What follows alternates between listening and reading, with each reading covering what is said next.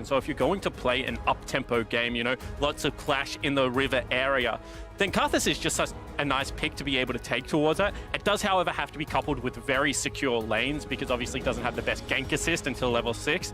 So interested to see whether that is going to be a pick for Gadget, you know, try and shut down the bottom lane of the Flash Wolves, or whether it can be flexed around. We will have to wait and see. The Tahm Kench will be the second lock for Vega Squadron. That will go down towards Santos in the bottom lane. And it makes a lot of sense to me, right? Because if you're worried about the solo laners, let's get some globals in our comp. Let's get a Karthus ult to maybe shut down Hanabi. Let's get the Tahm Kench ultimate to be able to assist through that 1-3-1, play through that mid lane area. So I think that right now, Vega look very prepared for the Flash Wolves lineup. And that's always a question of the play-ins, right? You've played against your group. How prepared are you for your best of 5? Well, it looks like right now, Vega well and truly up to the task. Definitely seems like it. And of course, it helps that Vega's traditional playstyle deals with those side laners pretty well as well. You know, you want to shut down Hanabi, you want to shut down Rather, and it looks like Flash Wolves are going to play for a little bit of safety towards the bottom lane. It's the Ezreal as the pick for Betty.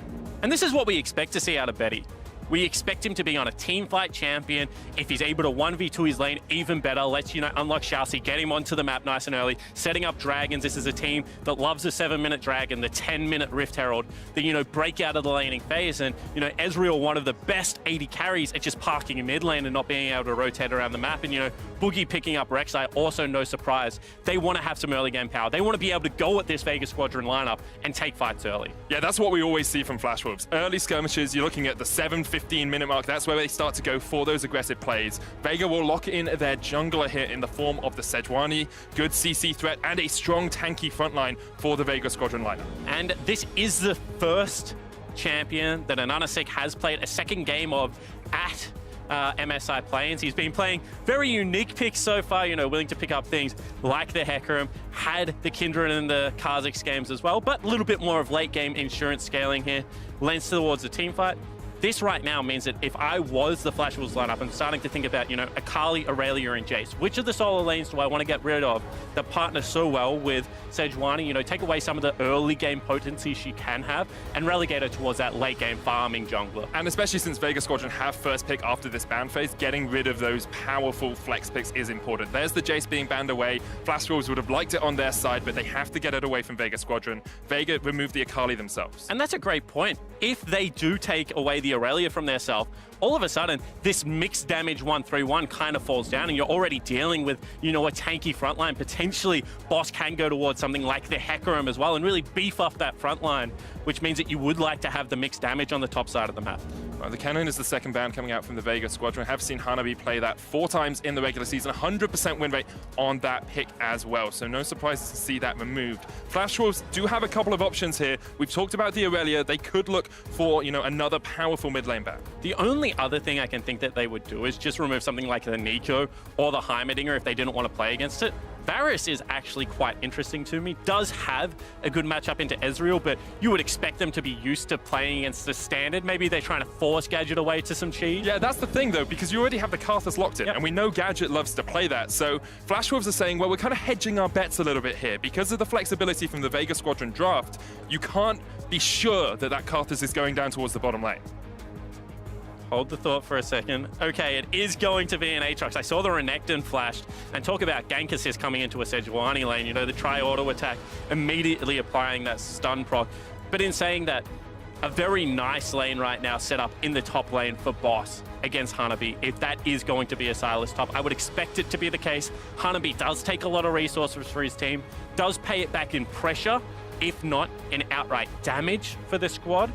And I think that this does set Boss and Ananasik up for some success in camping out that top lane. It will also be only the second Aatrox we have seen at the tournament. I believe it lost last time, was played by Mimic in the Bombers versus Fenerbahce match. So expect Boss to have maybe a little bit more agency on that. The next pick coming out from Flash Wolves, the Galio, that's going down towards the support, gives you a bit more map pressure. And there's the Gangplank last, so it is an AD threat coming out from Flash Wolves. Yeah, it certainly is, and we've seen Gangplank played by Impact in the last series and certainly had a good performance being able to outplay some of the ganks, but it's that trough that I'm worried about. We've spoken how active Flash Wolves want to be on Summoner's Rift. Well, now you've got an Ezreal, you know, has to come online. You've got a Gangplank, once again, more in that scaling basket.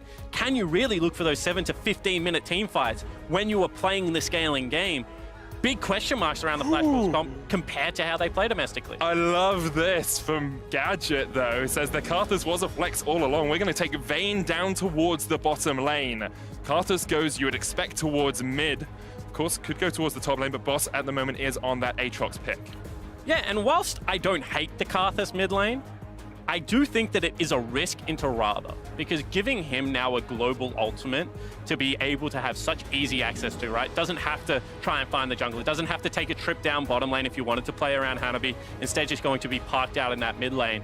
Does mean that the early game fights become a little bit easier again. You've got a Rek'Sai, you've got an early Karthus ult coming out of your mid laner who's going to be stacking up that AP. In fact, they might have just changed it. Is that going to be Vayne mid for Nomanz? It is a possibility. We're past the 20-second mark, so Vayne's mid is going to be picked up. Now, Nomanz has played this in the regular season. He has a 100% win rate, has played it once in the regular split. I remember it being a super-duper pocket pick, but I really didn't think they'd crack it out on the stage. Vayne into Sylas. That is a matchup we will have to break down when we get on into the game. And not only Vayne into Sylas Rek'Sai. So much CC coming out of there. Pre-level 6, there is a target on that mid laner's back. He's saying, come at me, and we'll see whether he can play around it. We'll have to keep our eyes open. Mid lane is the place to be, it looks like, as Flash Wolves take on Vega for a position in the MSI main stage. Flash Wolves have been to MSI 3 times before this, have never missed a semi-final at MSI. Never mind group stage, they always make it out of that round robin and get towards the semi-finals. And I'm sure all of their fans at home will be hoping this year is no aberration.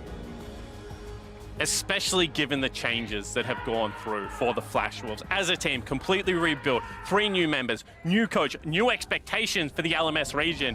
Excited to see whether they can, continue to climb into that glory of the semi-finals. It's going to be a tough task, however, as I feel like this MSI is quite stacked.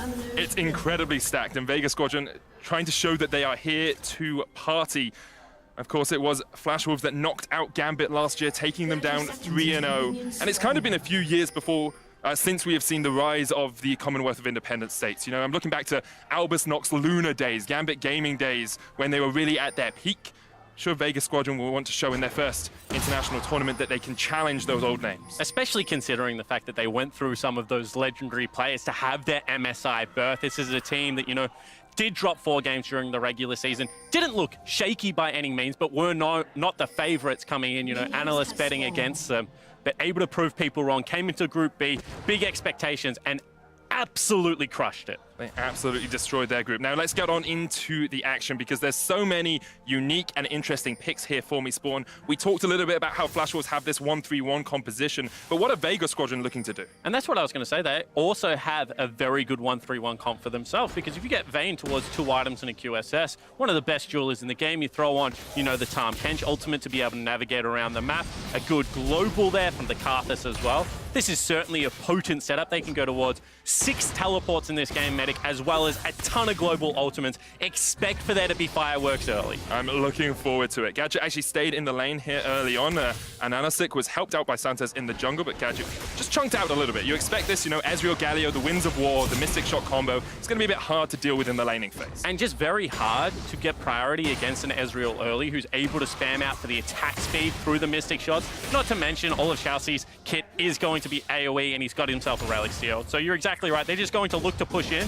Gadget's not too perturbed by that. Just wants to be able to scale up. Karthus, the longer the game goes, the happier he is. Scales off both levels as well as the ability power. I think you could say that for almost every champion in this game in terms of scaling. Like, I look at the Vayne, I look at an Aatrox, they're both pretty good scaling up. Sylas, Gangplank, Ezreal, all of those are very happy getting to those 2-3 items or so.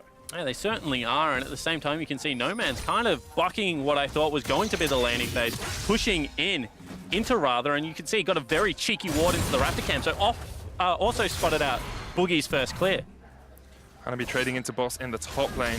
Across the board, just skirmishes starting to happen. Boogie's gonna spot out Ananasik here. Ananasik does have the smite. Boogie's is still on cooldown for the moment. Yeah, one of the cardinal sins, however, is contesting without mid lane priority. You've seen Rather has come across, but now it's just going to mean he loses out on some experience, some gold. Boogie will get the Scuttle Crab, and kind of the pressure dissipates. Yeah, the level advantage, I think, for Boogie over Ananasik means that you can't really pressure that too much. Ananasik just goes, gets his Razor Beak, says, okay, I lose out on the double Scuttle. It's not the end of the world for me. This top lane, however, is becoming quite rough, and another invade onto the top side jungle. And Boogie coming in will land the knock up onto a Nanosic, and Nanosic will knock him back. Nomad's on his way up, but already Boogie gets some damage down. Still has the smite as well if he wants to steal away this red buff. But with Hanabi being able to push in top, he can just rotate down. And that's why I was saying Hanabi's lane becoming a problem, because topside jungle is up and available right now for Nanosic. He wants to be able to clear out those camps, get himself the level 6, but with that priority, not going to be able to go for it. Trade aggressively in there by Betty as the Arcane shifted forward. Actually, Santa's very low, still has the thick skin, so they can't go in for the full engage. Yeah, also a heal available as well, so don't want to over-aggress with that summoner spell up. Yeah. They had the ignite, could have looked to potentially burn it, but instead just sit on it, wait for some jungle assist. Flash Wolves have come out swinging in the early game here, about a 300 gold lead or so. Hanabi trading well in the top lane, but Nanosic is looking for his first gank of the game. And this is very aggressive from Nanosic on the Sejuani coming in, they're baiting with the pack. If that works, that is an absolutely next level play. Gadget here behind the minion wave. There's a cannon there though, so they don't want to trade too aggressively in it. Betty will land some damage onto a Nanosic. The double taunt comes out. Teleport now used by Flash Wolves. They want to take the fight. Betty low on mana. Santa splashes away. He's got the Sejuani as Bella. Can't quite land the abduct, and counter teleport comes in from Vega Squadron. It's Nomad's joining the party, but both teams just have to back off in the bottom lane. Good response teleport there from Nomad's, however, rather already missing the skill shot, and you can see cannot walk back up river. Complete control of bottom side map for Vega. So we'll have to recall. Gadget also gets his recall stopped there, Medic. That's a big deal because a massive wave crashing would have liked to be able to teleport back towards it. Has to stick around for a little bit longer. That he does. I mean, he will have the teleport still after he pushes out this lane. He's got a little bit of gold underneath his belt, but it slows him down rather than really hampers him too much in the laning phase. He's only sitting on 1,100 gold, so potentially wants to get back to the Catalyst, the Protector, start scaling towards that Rod of Ages. And of course, the earlier you get that, the quicker you become a high damage Karthus. Is running the Dark Harvest in that bottom lane as well, as to be expected on Karthus. You want to build up their stacks as much as possible, and then when you hit level 6, we're looking for those ultimates. And the big surprise for me here is that the Gangplank has done so well during the laning phase. 6 CS, you know, pushing in continually versus that Aatrox. And then the Vayne in the mid lane. You know, we said going to be a target early. Well, it's just farmed up a Storm. And I love, we set up the expectation that both the supports want to roam around in the early game. You can already see Santos is in the mid lane, Xiaoxi is in the mid lane, and Gadget and Betty are like, cool, we'll farm down towards the bottom side. Let our supports try and help out those mid laners, try and get some of these skirmishes up. And Nanosic is coming up towards the top lane right now. Boss will land the Infernal Chains. Hanabi is level 6, has the flash, going to try and jump away, but the chase in from Nanosic, the stun lock. Hanabi gets underneath his tower with the removed Scurvy, but they do burn the flash. Yeah, really nice patience from Hanabi there to hold the oranges, but still the summoner spell is burnt. Boss gets some relief after the teleport is expended into top lane. Will also get another reset here if he wants, or can just look for some vision top side. And Nanosic has been so active on this Sejuani so far. Obviously reading the fact that Flash will do like to get on the map and understanding that even though he's playing some scaling, can't just sit back and farm. In saying that, it has hurt him. Boogie is up 15 CS. That is a huge advantage at this stage of the game. Already about 600 gold between those two junglers as well. You can see it's about 1,300 between the teams. A bit of that sitting on the Ezreal as well. Betty with the Klepto getting a plate in the bottom lane as well. It's just that little bit further ahead of Gadget. And this is just more proof that even though we're talking about Flash Wolves as a team fighting team, they do still have good individual pieces of the puzzle. You can never underestimate the ability for these guys to carry on the international stage, especially going up against a play-ins region team. So I think that, you know, analysts everywhere would like to say Fongbu have a shot, Vega have a shot, but history just keeps showing us that when it comes to these major regions clashing against the emerging regions, that it is a very uphill battle, and this game already off to that start. It always is. It's a struggle bus a lot of the time for those emerging regions, but we are slowly seeing improvements. We're slowly seeing bit by bit. Yes, Gadget going triple Dorans here instead of getting that Catalyst of the Aeons early on. Yeah, it was called the mini Catalyst. Yeah. Like mini Rod of Ages back Mana, in the day. AP, what more do you need? Just 3 of them, and potentially that means going for an early Luden, so just wants the HP to be able to live through the laning phase. Now he'll scale up towards the cooldown reduction. And I guess if you have a Tahm Kench there to protect you as well. Come in, procs. Don't always need to be there. Boss pops the World Ender in the top lane, has the flash. Will go into that revive. Passive Hanabi and Boogie trying to get him down, but Boss can just flash underneath the turret. Yeah, but that was an all-in that Boss was looking for. Now, and Nanosic again, top side of the map, a full level down, however, Medic. Don't think he can save anything. And this is becoming a real problem because even though Hanabi not punishing in CS, This is the pressure void that we talk about. The ability to take trades, you know, draw pressure up into that top lane. Does start to become a sticking point. You can see they want to re-invade or potentially look for a catch again on this top side. They know Ananasik. Oh, it's just hit the 6. Okay, he has the ultimate now, which makes it a lot harder for this dive to be enacted. Boss didn't have teleport, so if they found the perfect time, then they might have been able to do it. Boogie actually might be in a bad spot here. He's going to land the unburrow, get stunned up, looking for the Void Rush as well. He'll go on, but already he's dead. And Boogie took a trade. He took a bite out of something he didn't want. Yeah, big mistake from Boogie there. Actually waits in the brush, knows that 2 members are going towards him, thinks he can outplay. Pretty cocky performance there, and does get punished. That means gold lead now swinging back. Let's take another look at it. So as you mentioned, it was a level 5, gets level 6 off the wave, sets up very nicely, was looking for the ultimate off the back end, but underestimates Boss and Ananasik's ability to proc that stun. The ultimate was also expended from Hanabi, so resources used and nothing gained for the Flash Wolves. It's closed the gold gap for Vega Squadron as well. You can see it's only about 100 gold between the two teams. Looking across the board, CS actually pretty even now. Only that lead for No Man's in the middle lane for Vega Squadron. And it also leads to a reset top side of the map as well as Scuttle Crab going down. We mentioned the fact that Flash Wolves love the 10-minute Rift Heralds. That's not going to be on the menu today, because of the fact that that top lane play went so awry. You can see already Galio heading towards the play, wants to get involved on the map. There's nothing happening in an Ezreal versus Karthus matchup bottom lane. Needs to feel he's having an impact. It's the Q versus Q battle down towards that bottom lane. Xiaoxi has always been known as this guy where when you can unleash him from the lane, he's the guy that will impact the map. He's the guy that will set up vision, that will help you make these plays. And even though we thought that 10-minute Rift Herald wasn't possible, Flash Wolves are still going for it. Yeah, they certainly are. However, Vega have the ultimate on Gadget. They have, you know, a Vayne that has been able to pick up a lot of farm. They can look to challenge if they want. Already you see the Tahm Kench heading up river, Sejuani coming down as well. This could be a fight.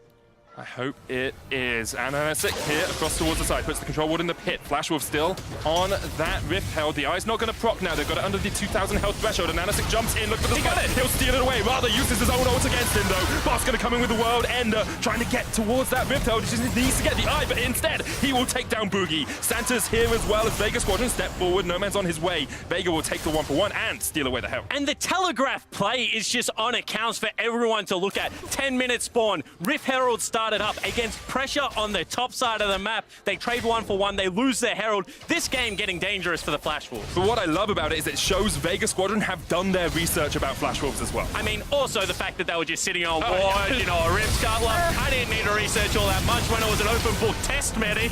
This just looked like a hurried, rushed play out of the Flash Wolves lineup, and Vega correctly punished them for it. That they do. Boss even getting in and stealing away the kill on towards Boogie. Let's have a quick look at the first completed items. It's the Cinder Hulk Ananasik here on the Sejuani as expected. It's going to be Blade of the Ruin King first for No Man's in the mid lane. And we're talking about the fact that this guy was 15 CS down. He was so active. He was just looking for plays. Well, given the fact that Boogie's just been killed twice, both in very questionable decision-making plays, he's been able to catch up back ahead. And, you know, the tanks always scale better than the carries in the jungle position. And we did ask how much Flash Wolves would have been affected by some of those roster changes we saw coming into 2019. Of course, Muujin was the jungler for Flash Wolves last year. Boogie coming in. It's his first international tournament. Maybe a little bit of nerves, maybe a little bit of first game jitters. Yeah, and it's not like the Flash Wolves completely trust this guy either, because in their semi-finals versus AHQ, they were also willing to sub him out in game number 4 after they had dropped the game. Did bring him back in for the decider of that matchup, but this is someone that they certainly are willing to at least experiment with. It's going to give a lot of gold over to Boss here as the Rift Herald comes down in the top lane. First time we've seen him play the Aatrox, be much more of a Hecarim player. And I did worry for him a little bit in this lane matchup against Hanabi, one of the key carries for Flash Wolves. I thought he could struggle, but he's even on CS. He's got a couple of kills. He's got the U-moves first as well on that Aatrox. Yeah, even in CS, it's always difficult to judge versus a Gangplank. This isn't a Klepto Gangplank, but farming with the barrels, you can see with the plates now is going to be up about 500 gold, but that's 2 kills. All those plates going across, and still Hanabi hanging very close here. Do think that this has been a little bit of Boogie losing some of his mind, and Xiaoxi, who is the main shot caller for this team as well, kind of misreading the state of the map.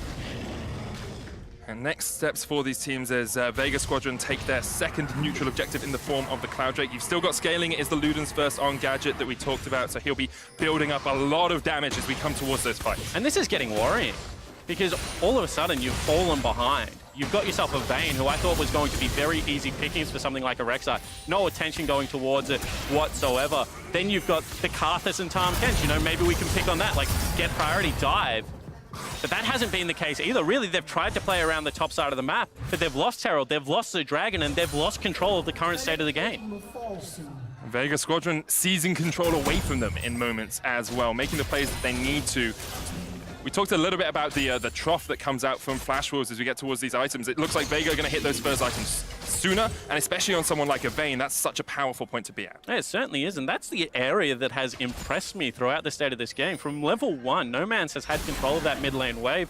I thought as ability power came through, you know, potentially there was a way for Rather to swing it around. They do have themselves, you know, the Galio ult, the Gangplank ult as well.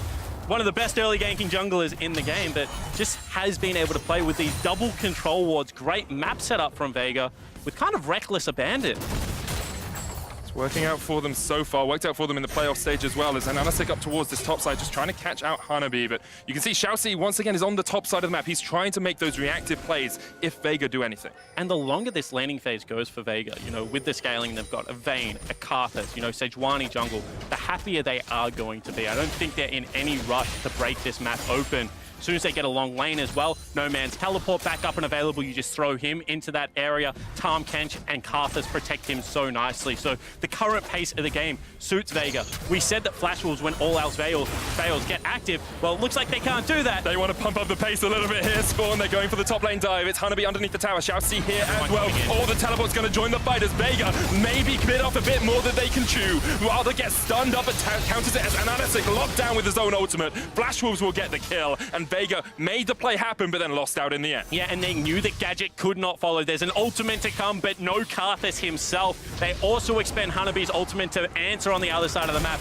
The experience of the Flash Wolves lineup, you know, that cool head in a pressure situation shines through.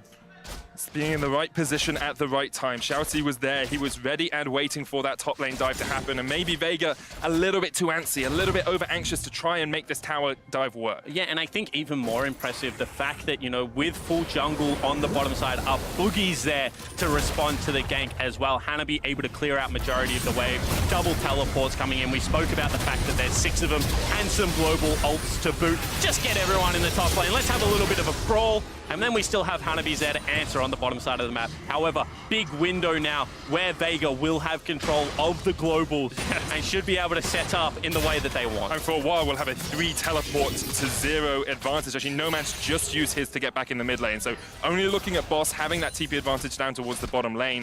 Vega can enact this 1-3-1 to a degree at the moment. They've moved Gadget up towards the top side. They've moved Boss down towards the bottom. And that does surprise me, Medic, because as you pointed out, Nomanz teleporting back into the mid lane. We said this is the guy that probably wants to be in the long lane. You know, Aatrox can still go up there. Melee champion plus Sejuani always is going to have threat, especially with the World Ender and 2 items picked up. However, I feel like Vayne deals with open spaces probably the best out of the Vega lineup. Also very interested that still parked in this mid lane with Tahm Kench as well as a Karthus. I thought this would be enough mid lane priority to kind of dictate the pace of the map and play towards the sides, but obviously very happy with how the map has played out so far, not wanting to mix anything up. Maybe just waiting for, you know, those 2 items, 2.5 items, the real power points for this composition. When Vayne gets a Ginsu, she's so powerful. When Gadget gets a little bit more AP underneath his belt, he can really impact these fights. And as you said, Aatrox Sejuani is enough to force Hanabi back away from his tower. That was a force, and I think that it was an appropriate force to go for, because now the map finally starting to open up. We do have, once again, standard lanes resuming. It's not like Flash Wolves are strangers to standard lanes. One of their games kind of went for a 22-minute laning phase into a Baron, into a closeout that I was watching the other day. So they do like to also lane pretty long, but so far, if anything, I've been more impressed with Vega's read on how Flash Wolves want to play, and I think that they've beaten Flash Wolves to a lot of the punch outside of that last turret dive.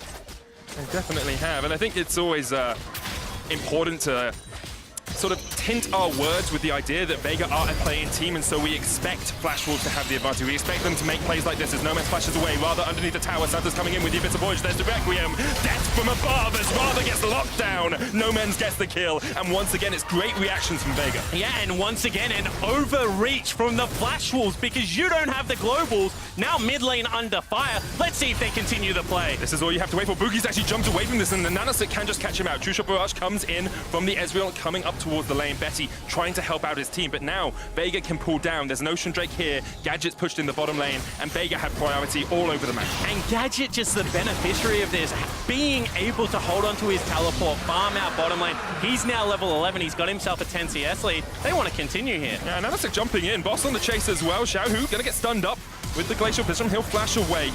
And Flash Wolves will just escape for the moment. But as you say, Gadget definitely the beneficiary, going over 10 CS a minute. And every single time it looks like Flash Wolves have a way into the game. You look at the map and you know now that it's this time Nomad staying at home in that mid lane, being able to take down another turret with the help of Tarmcase. Everything opening up right now, 2,000 gold, the lead.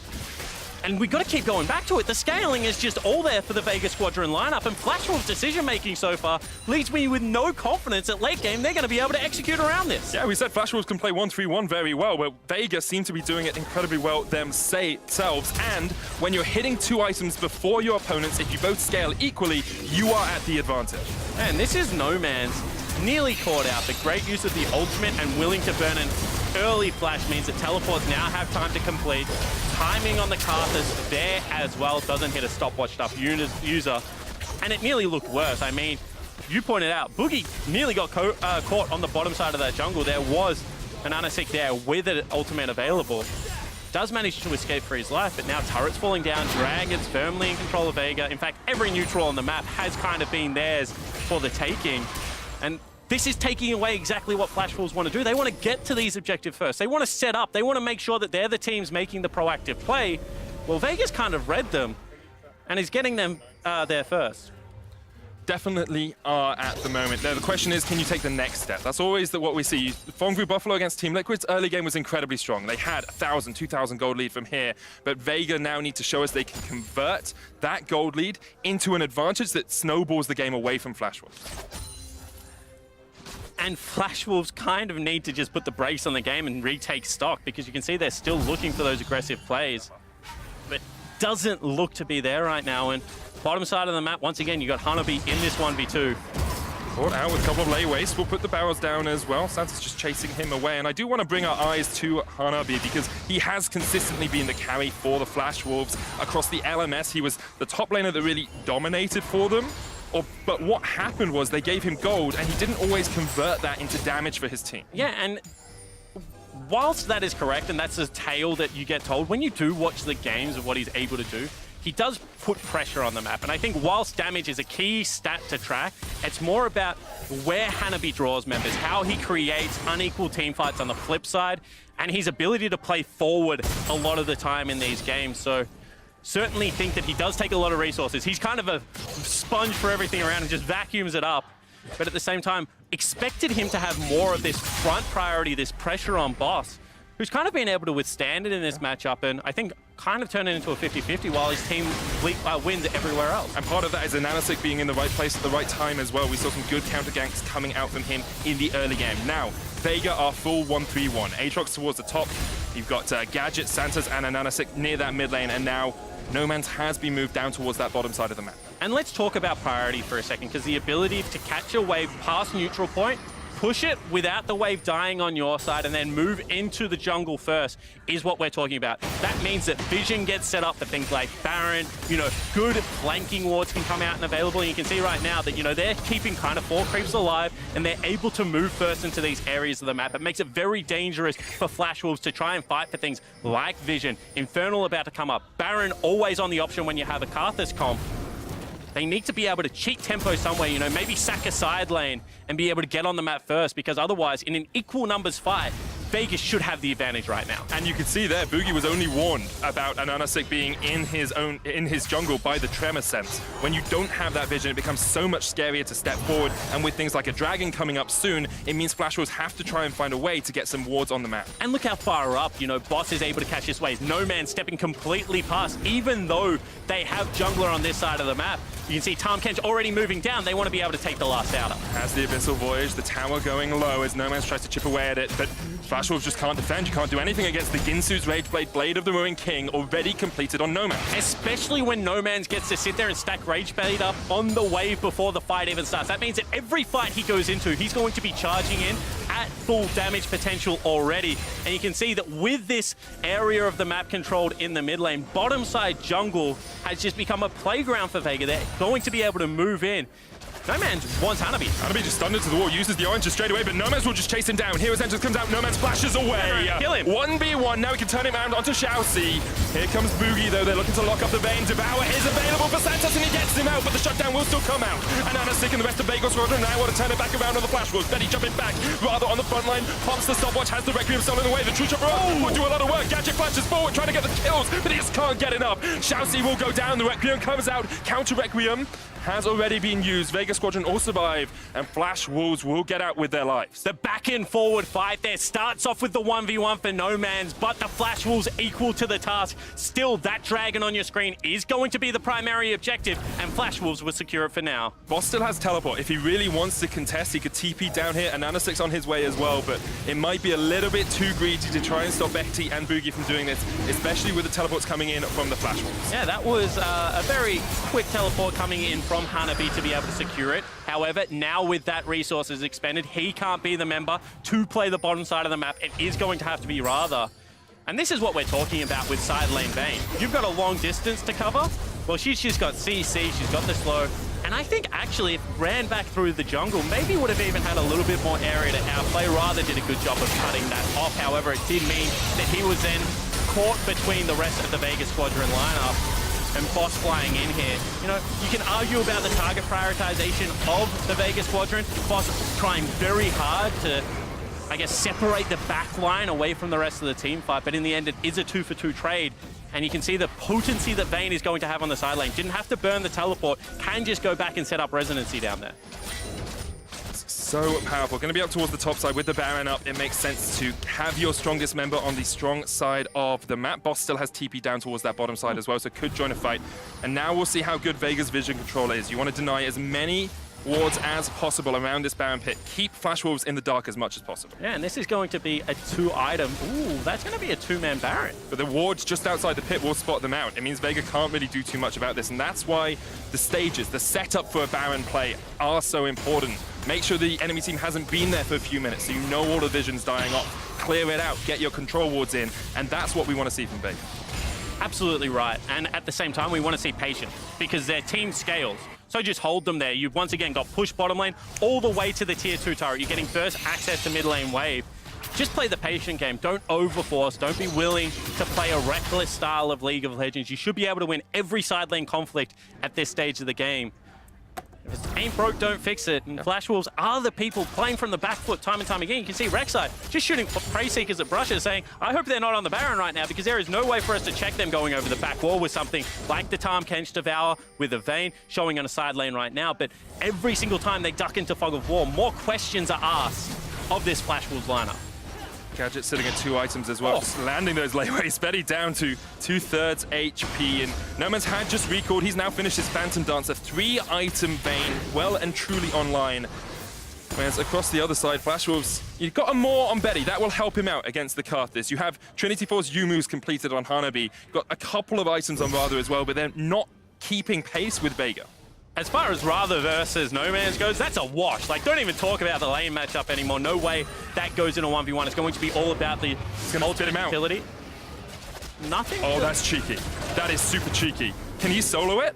I don't think he can. Okay, now I think they've seen the Sejuani come across. Hanabi's going to join them. Boogie's down towards the bottom side of this. Xiaoxi has just backed away. Teleport coming in. Flash Wolves know they have to take the fight, but Vayne is out. Lots of teleports being used here. Flash Wolves had no idea. They used both teleports. That is an absolutely abysmal play from the Flash Wolves because now Vega can just push the side lanes. And they just are so patient. Exactly what we asked for from Vega, you know, the setup of the vision, block them out for the 3 minutes and just play your side lanes nice and calmly. Just got them the best reward of all. 2 teleports expended. Now Rather, who I don't think can contest the side lane, you know, down on items, has to try and fight it. If you're not able to generate pressure, Vega can just move back in, take away all of that vision, and rinse and repeat, but this time without the ability to get 5 members there. I'm really impressed by Vega so far. As you say, their patience. Like 5 minutes ago, we asked, can they play it out? Can they keep their advantage snowballing away? That's exactly what they're doing. Yes, the gold lead hasn't extended by that much, but they can just make these plays around vision around the Baron. And we always talk about what these planes, these wild card, emerging regions can do to upset the major regions. It seems that you need some confidence, some swagger, play your game, but it also needs to have something, you know, a little bit cheesy about it. And I think that right now, Vega are showing that not only do they have both of those components covered, but they also have the patience and the trust to slow down when they have to. And that has meant that this game has kind of been a bit of a shutout for the last, you know, 10, 15 minutes. They've been able to dictate the pace since that Rift Herald, and unless a major mistake comes through, you're going to have Karthus on level 16 with 3 items. You're going to have a 4-item vein just around the corner. And this is a recipe for disaster if you're a Flash Wolves fan. You can see just continuing to be steady here for Vega. They need to clear out this vision, using those sweepers as appropriately as possible. Have some control wards in their inventories as well, so want to see those get placed down. But it's just a waiting game. It's a waiting game until you have the push in the lanes and until you can start up that Baron once again. Or until Flash Wolves make the mistake, right? Yeah. You don't even have to be proactive at this stage. Until 6 items, time is just always on your side for the Vega lineup. Hold them in this position, make them get desperate. They're playing Rek'Sai, you know, they're playing things like the Silas as well that don't necessarily have the best teamfight impact if the teamfights are just short and over in an instant. If Silas gets, you know, 3 rotations of the ultimate out, completely changes the makeup of that. But in these short, you know, burst 1 member out, use a Karthus ultimate, use an Nana 6 Sejuani's ultimate. They don't have a great face checker outside of Xiaoxi as well. So many things for the Flash Wolves right now, just not in their favor.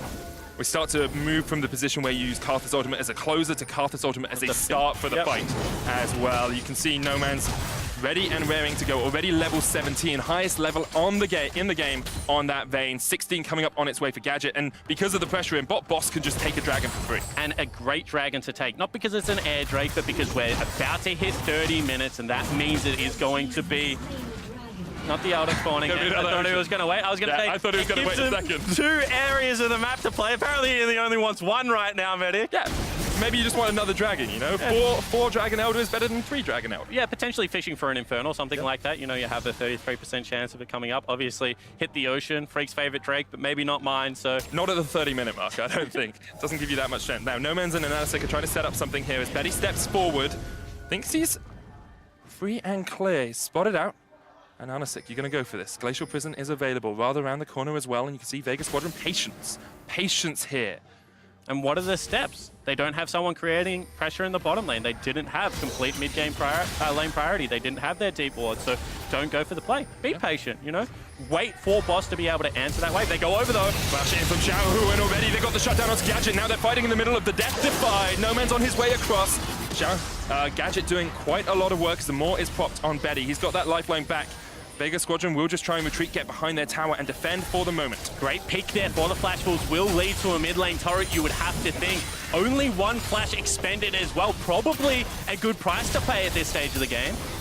That is a little bit of the weakness of the Vega Squadron composition as well. If the Karthus is dead and only Vayne's left there, you don't really have the easiest wave play in the world. Yeah, and that is where Santis needs to know exactly what Gadget wants to do. You cannot be a step behind because a catch is available. Even if they're both taunted, it can be difficult given the fact that no spellbook is being run, no cleanse there for Gadget as well, for Santis as well. So difficult scenario to navigate for Vega. First mistake of the game costs them a turret, costs them a little bit of positioning on this map as well. I mean, mistakes at this point are so much more costly than mistakes in the laning phase as well, especially when you're running against 2 comps that scale relatively well on both sides. You don't want to be getting caught out. All it does is delay the game, and it allows Flash Wolves that little bit more pressure in the game. And potentially the first sign of some frustration, because immediately they get back on map and they want to just start hitting the Baron. Flash Wolves should know something is going on here. Vega Squadron shredding through it, down to 7,000 1,000 HP. Boss on the front line. Betty trying to come in as well. Here's Rather up towards the top. Boss the Glacial Prison. Onto Santa's arrow. Going for the fight. Then secured by Vega Squadron. But who's going to take the fight in the end? The Requiem comes out. No Man solo trying to do what he can. So much damage from Flash Wolves. Though taking on the boss. Jumps straight back in. Now it's a 2v3 in favor of Vega. Boogie turns it around. Shall see there as well. And Anasik cannot get across the wall.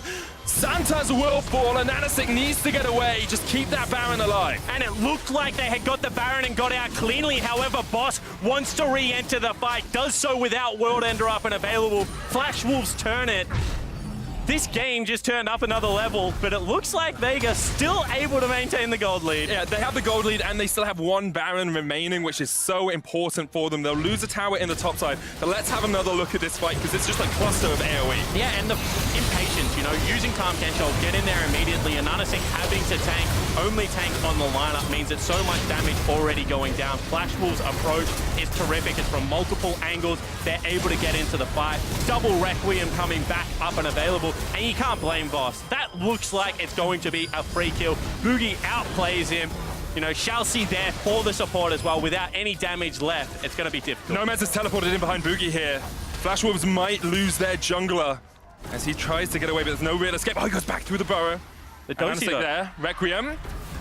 Pop goes the Rek'Sai. Boogie will fall, and now the next 49 seconds, Vega Squadron have a man up. And look at the sick damage coming out of Gadget in those team fights. You can see the gold lead pretty much back to even now, slightly back in Vega's favor. But you're right, that one Baron buff could be enough. You know, now with a member down, you can pressure the mid lane turrets, start to try and open up. Whilst the 1-3-1 secured them golden resources, didn't really progress the stage of the map state, so they need to make this Baron count. Looking for the first tower of the Baron power play. It's mid, Rather coming in from the side as well. Has that Glacial Prism stolen away. Makes it very hard for Vega Squadron to push up, especially for Santas, who would, if he tanks the Glacial Prison, he's likely just dead. And now imagine if Boss had himself a Baron buff available, if he could just sit back behind this turret, take pop shots like this with the Baron buff running. Instead, Hanabi able to clear out that wave will mean that another creep wave, which is only just coming from River, has to be weighted in before they can apply pressure in multiple areas again. Mid lane tower down to a third. There's the Glacial Prison. Hits onto Santas. True Shot Barrage comes out as well. Santas still has the thick skin. Will keep himself alive for the moment. Redemption used as well. Flashwell's just trying to keep the tower alive for as long as possible. Wave is pushing in top, but by now, Hanabi has been able to come around and react. And this is the thing. If you don't hold the wave, the mid lane and side lane waves do not crash at the same time. So you can see as Edge is pushing through as quickly as possible in both areas, means that they're unequal bounces. Even bottom lane wave being neglected, teleport being used in mid lane again. This is getting a little bit sloppy from Vega. I would like to see them go back towards that 1-3-1.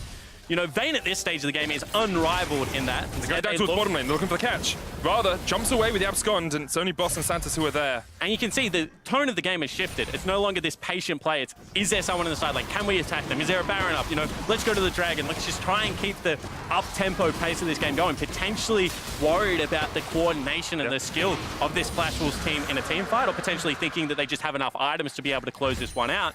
Certainly looking for the death blow either way is a Vega Squadron. But as well, the longer the game goes on, the closer Flash Wolves get to being full items, to being equal in terms of items with Vega. Look at it, you've got fully built Betty now. He had nothing left for him to buy. You've got Rabadon's Death Cap on its way for Rather. You've got a GA finished on Boogie. Like, Flash Wolves seem to have been able to weather a little bit of the early storm when that Baron was being set up for, and now actually scaling well into the game. Yeah, and the only problem with that, right, is that when you see Shalcy, his ultimate, way more impactful in a team fight. If you want to start ramming heads with something like a Galio, impact for what it can have over a Tahm Kench is just completely different ball games. While Sejuani should be able to have more pressure than Boogie in these fights, you know, with the triple item, can potentially assassinate someone like Gadget before he can even join the fight. You're giving options in the 5v5 to the Flash Wolves that I don't think they have in an isolated 1-3-1 scenario. Well, that's what's happened here. Nomads goes up towards the top lane, Boss down towards the bottom side. So it's a bit of a 1-3-1. Hopefully, we'll see Vega hold this for a little while because Flash Wolves are looking for the fight. Rather has the World Ender stolen away. Gadget will flash away. Santas, once again, not coordinated with Gadget. Wasn't there to help his team, and he has to flash as well. Yeah, both flashes burn. However, there is side lane pressure, and, you know, this is what happens in a 1-3-1. If they miss their shot, even if you have to burn summoners, you get the free objective on the bottom side of the map. One more mistake like that, base is opened up, you can start looking for things like inhibitors. So I think that the Vega's discipline to burn the summoner spells early, you know, get themselves to safety, not give anything up while still gaining ground is going to be key as this game progresses. with a minute left before the Baron comes up as well. It's pretty much neck and neck. 3,000 gold between the two teams. Quad Dragon on Vega, double Cloud, double Ocean. Whereas Flash Wolves do have that Infernal sitting in their back pocket. And if you're going to have one drag in this game, I'll take the Infernal. A lonely Infernal is not a bad one to have, especially given the fact you got yourself something like a Gangplank, you know, Silas, Rek'Sai. You have pretty much 4 champions that very much benefit from that. A couple of airs and a couple of crappy oceans at this stage. Sure, they keep you healthy in the side lane, gives you some mana. But at this stage, I would still appreciate the Infernal. Yeah, I totally agree with you, especially with the power that you have. Imagine Vega having that extra damage on the Vayne, extra damage on the Karthus would be absolutely game-breaking. But now, we do see Flash Wolves setting up around the Baron, getting a bit of vision in here. Hanabi still down towards the bottom side. That's where he's lived for the last few minutes. And now this becomes crucial for the Flash Wolves. You want to be second to the Baron, but you don't want to be that second that the Baron's already gone. You want to catch them in the process while it's quite healthy, where, you know, things like the Gangplank ultimate, like that Karthus ultimate you just stole, can be hugely impactful. At the same time as Vega, shut them out of vision again. Get someone on this bottom lane. You've got Boss already with a teleport up and available. Trust that your carries are not going to get caught and play the map in a disciplined fashion. Boss looking for the flank instead of going down towards that bottom side. You can see that Boogie's up towards the top side of this as well, trying to scout out people with the Prey Seeker. Hanabi could go down towards bot. There's a True Shot Barrage, hits onto Gadget. It's only about a third of his HP gone down though. Santos will heal up with the thick skin. Also will heal up with the double Ocean Drake. So maybe, potentially, Ocean Drake coming in clutch here. Reaper's right all along. Some Melons as well, just to top himself off. And this is turning into a little bit of an ARM medic. This is both teams not wanting to give an inch, you know, not necessarily trusting the map play to such a high level that they don't think someone's going to get caught out. Flash is up and available for the Flash Wolves members. You know, you're looking at Boogie, you're looking at Shalsi, the 2 people that will pull the trigger on the play. If it isn't available for Gadget and Santos, maybe this is the way you have to play. 5-man Death Ball, stack into it. Bottom lane is building a wave into Vega right now, so someone eventually has to go and deal with this. It's true. I'm wondering if Nomads is just waiting for the Infinity Edge here as well. He is sitting on 2,300 gold and has a BF sword in his inventory. Okay. I agree with you, like, that you can still have someone in a side lane if you're waiting for an item. You can still play relatively safe, but maybe Vega's just a little bit apprehensive, as we say. Weren't expected to challenge Flash Wolves this much, and when you're so close to a game win, you don't want to throw it away. And this has been a terrifically patient performance from Vega. Don't want to take anything away from this lineup. And now, as soon as they see one on the side lane, they go back to the Baron. Here we go. Requiem comes out straight away. Vega just disengaged. Don't need to do anything. The Locket did come out as well, perhaps a little bit late there. It's not stopping the Requiem. And potentially that's what they were looking for, rather sitting on the Requiem for such a long time. Get rid of the best ultimate we have available. Let's go get our Infinity Edge and come back into... Ooh, he sold it. Mercurial. That makes sense to me. You know, more ability to survive in this team fight. A crucial cleanse that, as he's running teleport, will not be available in his kit. I like the discipline from Nomads. More damage is not required. You already have enough. Let's go with some safety. Elder Dragon up in 20 seconds as well. Now we do have that 2-side of the map approach here.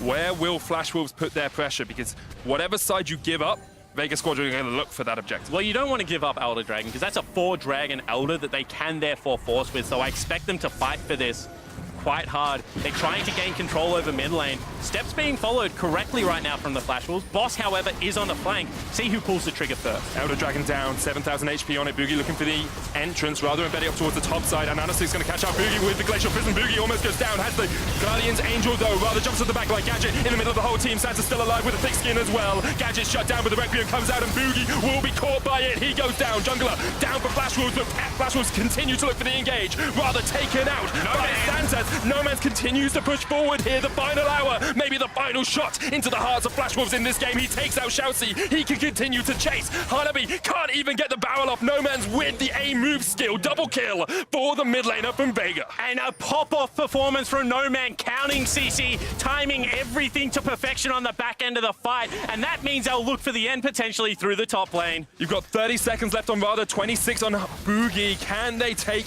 the game from this? Betty trying to defend as much as he can. You've still got inhibitor towers to get through. No Baron buff, of course, on this Vega Squadron team, but they are looking for the close. They certainly are. Betty trying his best, but with 13 seconds on the next available member for Elder Drake, 4-stack member of Vega, they're pushing into the end. They were patient, they waited, they took the longest game of MSI 2019, but in the end, they take all that matters. Vega Squadron 1-0 over Flash Wolves.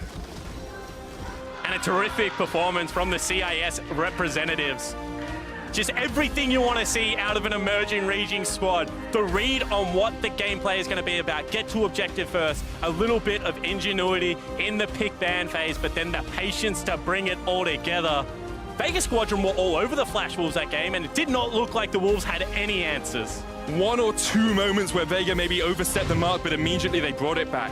They made it another patient play. They set up the vision control and they said, hey, Flash Wolves, come at us. Take the game to us. And I think more than that, the ability to be able to navigate around a very aggressive sides, say what you will about the 1-3-1 and the inability to get back into it. They did set up as 5 members. They were always first to it. Their vision control was very, very impressive, Medic. And when they did go into the 1-3-1, it looked good. They had the ability to be able to attack the side lanes as well. So really, when you're going down the pick ban list, was it perfect? No, but was it good enough for a very comprehensive victory? Absolutely. It definitely was. And I think a lot of people doubted Vega coming out of Group B. They said it's the weaker group in the play-ins. They're not going to be as strong. But this game really showed how high their level of competition is. It certainly did. And it answered some of those mechanical ceiling questions. No man's being able to take it to Rather, a guy that did play for Griffin and be able to style on the matchup. There were little things in this game that if you were a Vega fan, the skill ceiling isn't that out of reach. Your play style does lend itself to some very interesting games. I think that there's a lot going on here. All right, let's get a closer look on how Game 1 played out. We're going to hand it over to the State Farm analyst desk.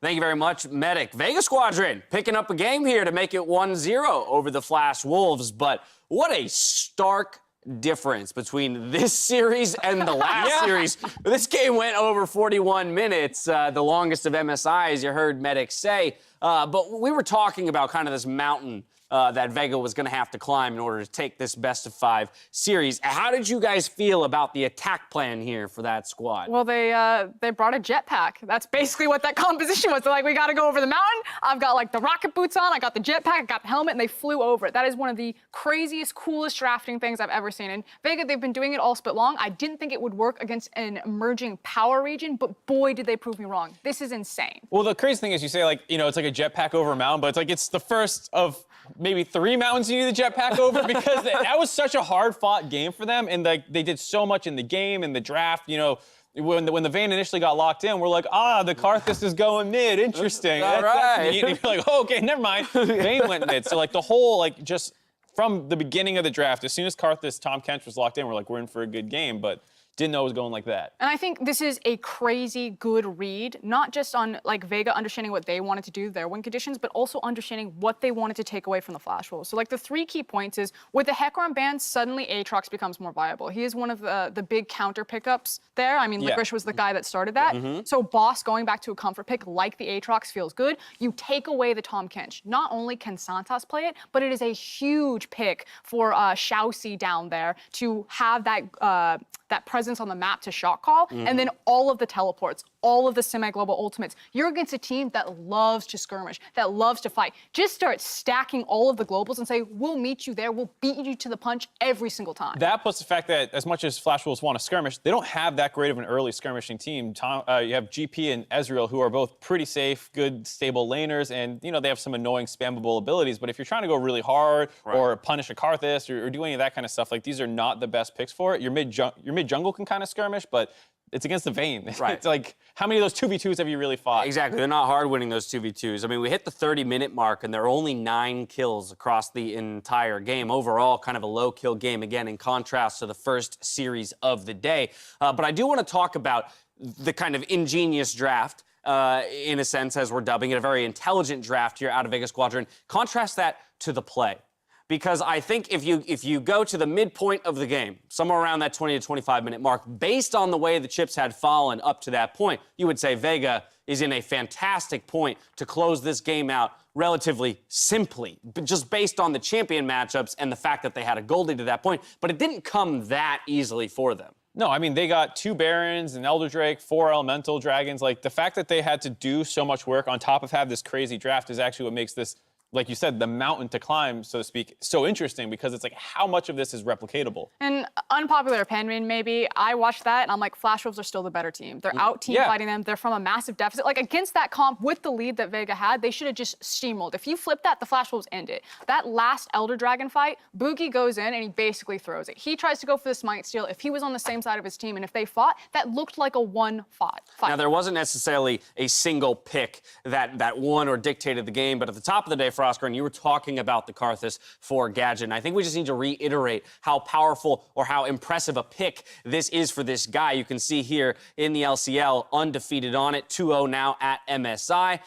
It just seems that you would recommend it, perhaps just get it off the table. Don't allow some of this craziness to happen in Champions Select, and allow Flash Wolves to play a more standard game against a team that they might just strictly be better than. I thought for sure that they would ban the Karthus, because for me, it's not necessarily about the 2v2 strength of the Karthus. It's about how the Karthus influences the rest of the map. Because Hanabi is a carry top laner, I don't want Karthus pressing R in the bot lane and then destroying the 2v2 winning top side of the map that the Flash Wolves really love to exploit. But I think Flash Wolves had a bad read on how they wanted to handle this series. Taking GP, not taking away the Karthus. I think immediate adjustments, he'll never get that Karthus again. I think it's interesting because we talked about at the top of the day, they have so many like crazy things they can throw down the bot line, the Nico, whatever it is.